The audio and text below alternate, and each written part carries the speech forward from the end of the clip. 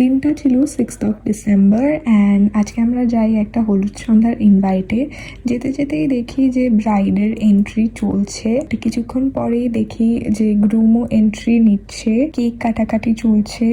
আর groom দেখো এখানে লজ্জায় পুরো লাল হয়ে গেছে। আমরা জাস্ট বসেছিলাম যে কখন আমাদের কেকটা দেওয়া হবে। এখানে চলছে ব্রাইডের কিছু সোলো পারফরমেন্স এবং গ্রুপ পারফরমেন্স।